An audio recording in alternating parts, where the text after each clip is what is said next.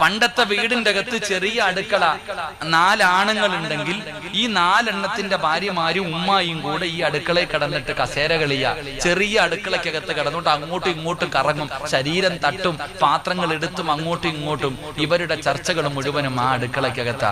പക്ഷേ അവരാ ഒരു ചെറിയ റൂമിന്റെ അകത്ത് കിടന്ന് കറങ്ങിയപ്പോ അവരുടെ മനസ്സിൽ അസൂയയില്ലായിരുന്നു, കുശുമ്പില്ലായിരുന്നു, അടിയില്ലായിരുന്നു, ബഹളമില്ലായിരുന്നു. മനസ്സുകൾ തമ്മിൽ അടുത്തിരുന്നു. ഇപ്പോഴോ ഒരെണ്ണം ഇവിടെ, ഒരെണ്ണം അവിടെ, ഒരെണ്ണം വെളിയിൽ. എന്നിട്ട് സ്ക്രൂ കൊടുക്ക, അവസാനം അടിച്ചു പിരിയ. മനസ്സുകൾ അകന്നുപോയി, മനസ്സുകൾ അകന്നുപോയി. എന്റെ പ്രിയപ്പെട്ടവരെ, നമ്മുടെ ഇന്നത്തെ വീടുകളുടെ അവസ്ഥ എന്ന് പറഞ്ഞാൽ, എല്ലാവരും ഇന്ന് വീട് പണി നടത്തുമ്പോ നിങ്ങൾ ചിന്തിക്കണം സഹോദര, എല്ലാരും കഞ്ഞിമൂലയാ നോക്കണേ. ഒരാൾ വീട് പണിയുമ്പോ വേണ്ട നിയമം എന്താണെന്ന് ആദ്യം ഉസ്താദന്മാരോട് ചോദിച്ചു പഠിക്കുക. ഒരാൾ വീട് പണിയുന്ന സമയത്ത്